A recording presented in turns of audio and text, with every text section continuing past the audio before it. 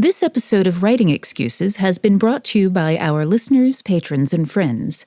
If you would like to learn how to support this podcast, visit www.patreon.com/writingexcuses.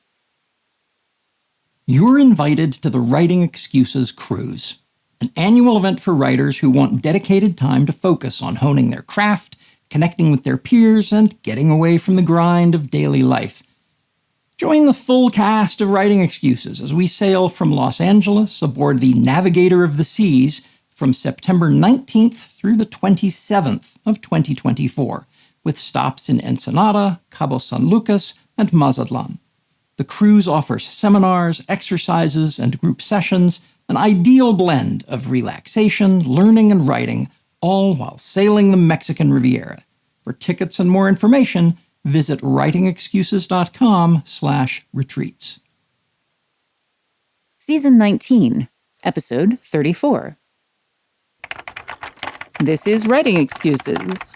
Grants and Fellowships. I'm Erin. I'm Mary Robinette. And I'm Dongwon. So we wanted to do an episode talking about how to get grants and how to get fellowships. We've been getting a lot of questions on our Patreon about this over time. Erin has mentioned this on the podcast a couple of times, and it's a thing that I think about a lot. I'm unfortunately not as informed about it as I would like to be, so this is a little bit of us grilling Erin about how to do this. But, you know, because of what I do and the friendships I have, I know a lot of people in the literary world as well, right, and who do more literary fiction. And I've noticed that many of them seem to sustain themselves going from residency to residency, going from fellowship to fellowship, and they're being able to fund their creative work through a lot of money that is coming through arts organizations, from the government, from a variety of sources. So, and I never see science fiction writers applying for these fellowships, even though clearly they would be able to get them, until I met Erin, who is very good at this. And every time I talk to Erin, she's off in Alaska or some other beautiful location writing in a cabin because somebody is sponsoring her to be there and to do that work. So I was hoping you could tell us a little bit more about the grants and fellowships ecosystem and how to do your research and how to start applying for some of these. Sure. Well, let me start by sort of grants and fellowships is like a kind of broad term for this whole ecosystem of getting money from people for being art. Or doing art, whatever. And I tend to think of them as having like sort of there's three main types. One is where the people give you money, a fellowship that's just about supporting the work you've done so far. So this is the type of thing where they're like, send us your writing. You're a great writer. We just want to give you money to continue to produce art. You don't have to give it to us. You don't have to like turn it over. You could literally just sit and stare at the wall. We just want to make sure that you don't have to spend time working or doing other things. And we will just give you that money generally. And that is honestly the best kind. More people do that. Then we've got your project fellowship, project grant. That's when you go to somebody and say, I'm going to write this book, or I'm going to do this short story collection, and please give me money for this specific purpose. They usually expect you to then deliver that thing. They want you to have the book or the short story collection or some explanation of what you did with the time if you don't give it back to them. And then the third is residencies, which is when you go stay somewhere. Sometimes, usually, ideally on somebody else's dime or for free, there are residencies that you can pay for, and it's like you get a discounted rate. So It's like you could go stay in the south of France for like $300 a week, which was much less than you would normally spend to stay there. And basically, residencies are a wide variety. Sometimes it's just you alone in the Mojave Desert. Literally just saw an application for that yesterday, just in a hut. I hope you like yourself. And how do I get that one? That sounds like my dream, to sit in the desert by myself. No one bothers me. Exactly. And then there are the ones that you do where you're in a community. Like I was in Alaska a few months ago for Story Knife, which is one where you go up to Homer, Alaska. It's for women and women identified writers. And each person is in a cabin and there's 6 of you at a time and you get fed, which is lovely, so that you just focus on the writing. And often residencies don't ask you to produce something specific. occasionally they'll want to see your work. But a lot of times they just want to put you in a location where you're away from your life and your normal responsibilities, and you could just go and write. So those are the kind of things that you can get. Who is giving you money to do these things? Who's paying for this? It really depends. So sometimes it's the government, as we like to say. The government has money for creativity because a country, city, state, province without art is not as cool. And people want their jurisdiction to be cool, so they put some money into arts funding. And so what they will do is they will say, you have to have lived in the state. So like there is usually a residency requirement. You can't get in a van and just drive from state to state getting their arts money. I mean, that would be great, but you can't. So instead, usually you have to live there for anywhere from a year to 5 years, depending on the place. And then you say, I have been doing so much to enrich the artistic life of insert your location here. Please give me money so that I may continue to do so. So sometimes it's it's the government of wherever you are. And then sometimes it's foundations, people who just love the arts, people who've made it in the arts and want to like pay it forward to the next generation. And they will want to give you all the monies.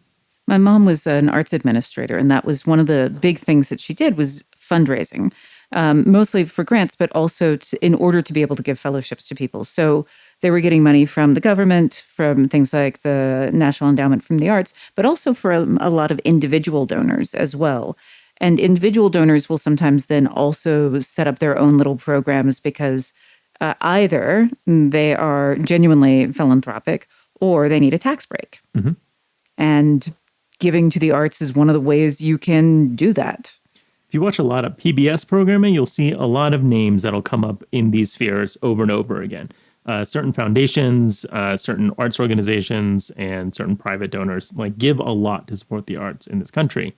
And if it sounds crazy that the government will give you money to make art, please know that this is a recent change in that has become less common now than it used to be. The NEA used to be a really amazing sponsor of a lot of artists, both visual arts and written arts in the country for decades and decades, right? It was an important part of how our government operated and how we made great art in this country.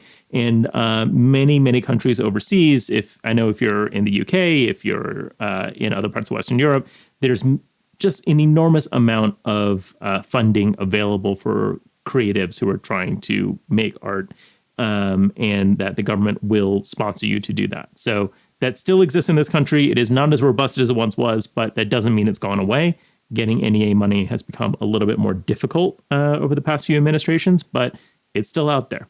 Well, and these organizations, the ones that give you the fellowships or the grants, kind of exist to serve as a bridge between people who are creating the art and the fancy people who have the money.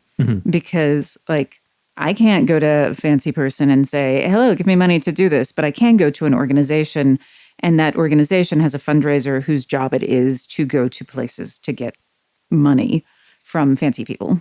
And also whose job it is to like evaluate, because maybe you're like, I want to give money to great writers, but you're like, I don't really have time to determine who those great writers are. And I don't want to just give to the 3 people I know.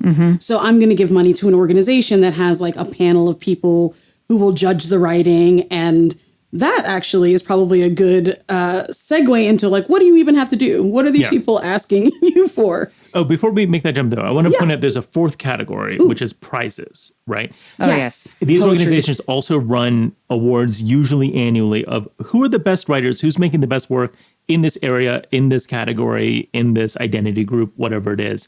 There's plenty of organizations, and those often have money attached to those prizes as well.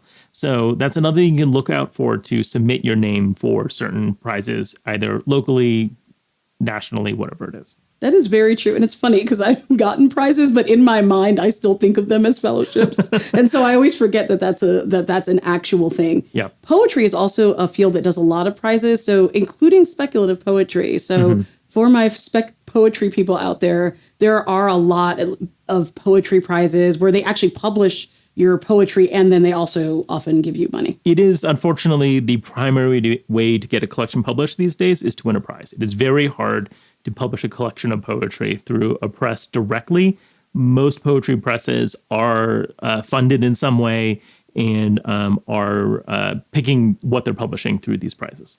The funny thing is, I knew that a little bit because of going to residencies, which is, I'll just give one plug for sort of group residencies, which are lovely, is that a lot of times they go across genres. So there's not really many like speculative fiction only residencies. But, I was in residency with poets and then with literary fiction and with people who write essays and do academic writing. And so you learn a lot about other forms of writing, and then you can use it to kind of inform your own creative life, which is one reason that I absolutely love it.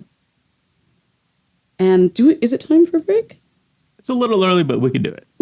No, we will not break. Instead, we will talk because it's going to take a second to talk a little bit about what do people actually ask you for when you're going for a fellowship? And it really depends. I actually keep, shockingly to no one, a whole table that has all of like what each person needs. But a lot of times a writing sample is going to be the core of what you have to give. So you're going to have to give your best 20 pages, 25 pages is usually the limit of what you're going to have to do, which luckily is about the length maybe of a short story. Or if you're used to querying your novel, you're used to sending something that's like, here, this is my great work. That's the same type of thing that you can actually send on to a grant or to a fellowship to let them know, this is who I am. This is what I write. So when you're submitting a query, we always say first 10 pages, right? When you're doing a grant application, does it have to be the first 10 pages or should it be a section somewhere else that you think is particularly, like, what are they looking for in that case? Do you know? They're looking for something that's going to make them go, wow, this is great writing. And so I think that it can be a section from anywhere in your novel. And you can even give a little bit of an explanation of where it comes from. But if it's really contextual, if you have like a piece where it's like, you really have to have read the first 50 pages to truly understand the genius of this moment, I would not send that because they're not going to do it. So you really want something that's going to grab people. Almost the same way that when you pick something for reading, you really want to pick something that kind of starts strong, brings people in, ends at a really great point where people are thinking, oh, I'm really wondering what happens next, or I feel like I had a really satisfying experience. So that they're like, oh, I got this great bite-sized sample of this person's work, and I just want them to produce 1,000 more bites, and I will pay them for that. All right, well, let's take a quick break. And when we come back, let's talk about some of the more nuts and bolts of this process. Let's do it. This week, I want to tell you about a nonfiction book called Extreme Economies by Richard Davies.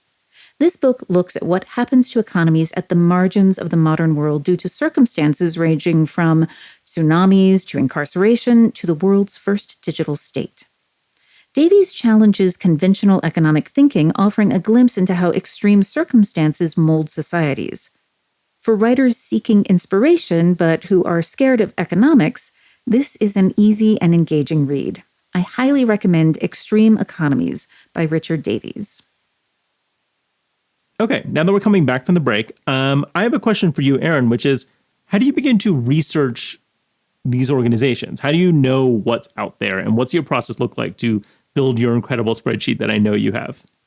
I will tell you that, but before I do, I just wanted to note that sadly, the writing sample alone is not the only thing that you may have to do if you are applying. The other thing is a personal statement.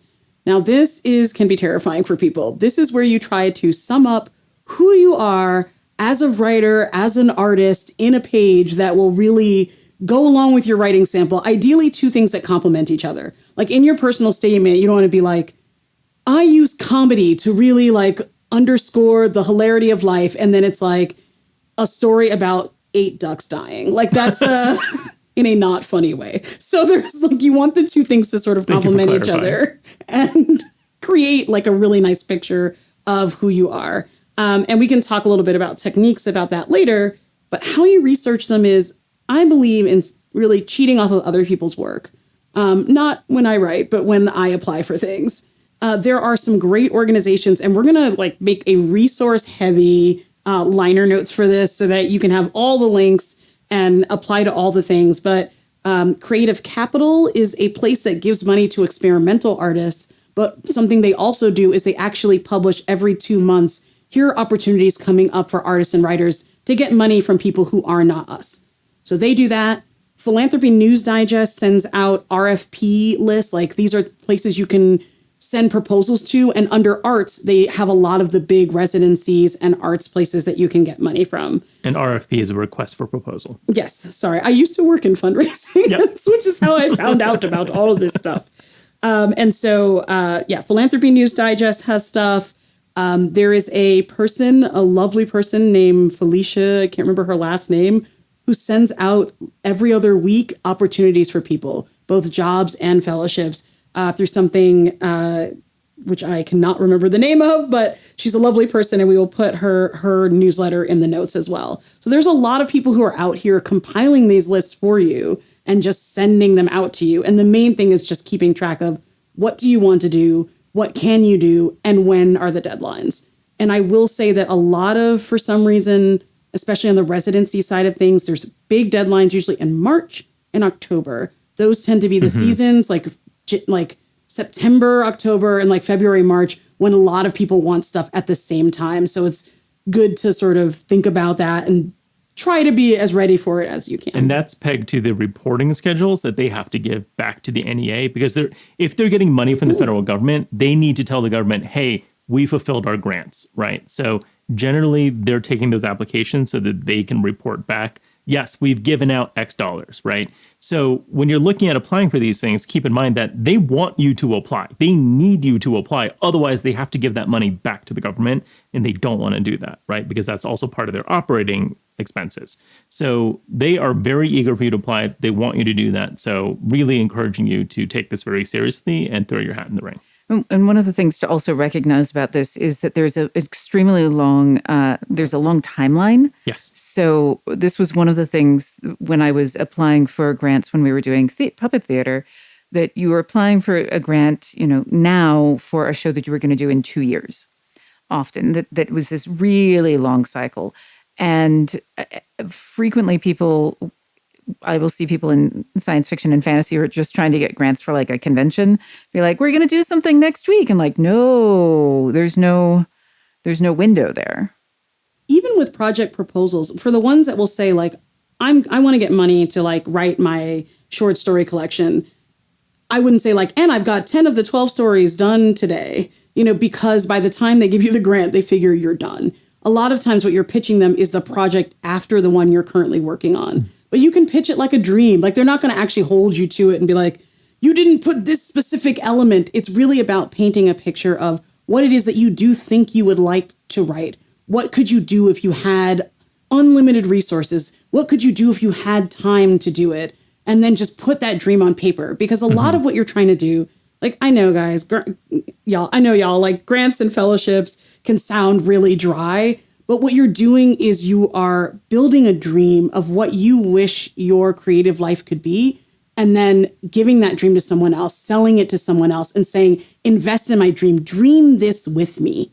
And so what you want to be doing when you're writing up these things is saying like, it's not just, I want to write a story about a robot. It's that I want to explore the way that robots really make us understand our humanity in a different way. That's something that moves me, and it's something that should move you. So that even if I write a different story, you know that it's coming out of this place that's really exciting and really makes you think differently about the world. One of the things that grant givers will often be looking for is what they call impact, which is what are the ripple effects from giving this grant to someone. And so if it's like, we can give this grant to this person and it's going to make their life better, that's great. But if there's someone whose writing caliber is the same, and you can see, oh, this is going to have these ripple effects where it's going to affect these different communities, that person is going to weight higher because they have more impact. And that because they do have a limited amount of money, so they want the most impact for the dollar. And it can be a little scary because I think we're used to thinking about the next story and the next book and not thinking about you as like the product and you as an artist. But I actually think whether or not you apply, to a grant or a fellowship, it's really nice to think about what are you doing? Like, look at the stories that you've written, the things that interest you, the media you're looking at.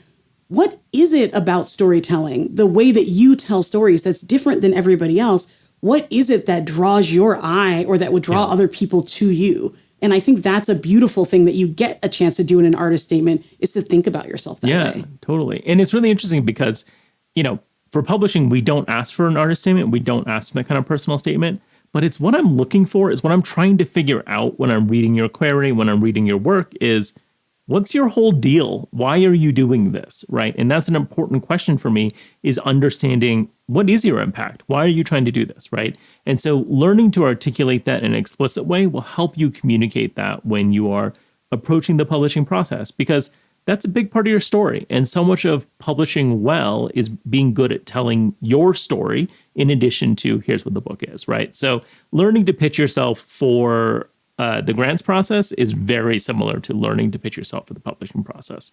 And for the convention process. I was thinking like the other time that you're asked to write a paragraph of who you are and what you can talk about is a lot of times if you're trying to be part of a convention, they'll ask you for like, what could you speak about? Like, where should we put you on panels?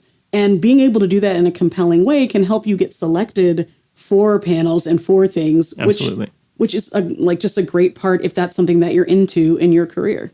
So what are some red flags to look for when you're looking at considering applying for a grant, or especially applying for a residency? What are things that make you go, ooh, maybe not this one, right? Or maybe they've all gone well, right? Maybe this isn't a big concern as much as it can be when you're trying to find an agent or a publisher, right? But I have to imagine not all arts organizations are created equal, right? Yeah, I would say, first of all, just like know yourself a little bit. Like, I don't know that I want to spend 3 months in the Mojave Desert alone, and applying for things just because they're there is like not the best. You know, you can always challenge yourself, but if you're like, I don't know how I would do with solitude in a residency, maybe apply for a 1-week alone residency and see how it goes, or spend a week in your house alone without talking to anybody and say, did that work for me? You know, there's one residency that I'm afraid of called Back to Basics in Finland, where for 2 months, you just go hang out and you're not allowed to use your phone or Wi-Fi at all. And I know many people. I'll see you guys in 2 months. Peace. Yeah. Who are like, yes. And I'm like, nah, like, I think I'd want to check my email. Yeah, I'm like, I cannot even imagine you without constant access. Exactly. So part of it's like, know the type of experiences that you want to have. I think one of the things that can happen, same thing with publishing, is you're so used to asking. Yeah. You want to ask that when somebody says yes, you think, I've got to go. But sometimes it's like, no, you don't. Yeah. So I also Google it. I try to look at like other people who have gone. Do they seem depressed after? No, but like, do they afterwards, all their Instagram pictures are through a sad filter. But what does it look like to be there? Is it something that seems reputable? Are you going to be alone or with other people? What are they asking you for? Is there money involved that you have to turn over? And then also trying to find them through reputable places. I'll also list in the liner notes, there's like an alliance of residential programs that kind of is like an overshooting body of a lot of these organizations. And so they sometimes know, like, you know, if somebody writes you an email like, I've got a cabin, come stay for free, you know, check maybe if they're on that. Axe murderer or philanthropy. To tell sometimes. Two sides of the same coin. So, you know, check to see if they're on lists or if anybody else has ever done it that you know of. That's also a way to tell, by the way, sorry for the slight ramble, if you qualify. Because sometimes they use confusing language. For example, early career artist. There's a fellowship out of Princeton and one out of Radcliffe where they basically give you $90,000 in a year to just be an artist. Sounds great. And it's for early career. But if you look at who's gotten it, it's like so-and-so who's on their 3rd book, which is still early, but like maybe not as early as you might have thought. Yes. When you went to apply. Like, so it's nice to see who's gotten it, what kind of writing they're doing, to see, are you falling into sort of the realm of what the other people are doing. You can throw as many applications as you'd like in, and a lot of them are now waiving their application fees if you don't have the money for it. But I think it's always good to, like, you know, line up your application with the general idea of what they're looking for, which I think is really a really good thing to do. I do actually want to mention application fees because that can be another red flag. If you look at their funding model and they're not getting any funding from outside sources and it's all coming from application fees, that is a scam and do not apply for that. An application fee in and of itself is not a red flag because there is administrative expenses. And honestly, sometimes people have application fees just to keep people from applying. It's a form of gatekeeping so that they are not inundated. It's like, oh, are you serious about this? Or are you just filling it out because it's a form on the internet? So, but if their funding model has no donors, if there's no, like if they don't have any other income source, or if the amount of prize that they're going to award is like, look at the ratio between how big the fee is. It's like you have to pay $100 to apply for this prize, and we're going to give out a $500 prize. Scam. Yeah, exactly. Scam. Yeah. What is your best experience with this process, right? Whether it was a grant or a prize or a residency, what was the thing that when you think about it, you're like, yeah, this was worth it. I loved doing this. Well, it's hard because in honesty, in all truth, they're all great. I love money from everyone. Thank you. Don't hate me, people who aren't mentioned. But I think that the residency experiences that I've had, one at Hedgebrook and one at Story Knife, have been amazing. Hedgebrook is just it's on Whidbey Island near Seattle. Story Knife is in Alaska. And I think for me, there's something amazing about being in community with other writers when there's no expectations and they also feed you. Like the food alone is a good reason to go.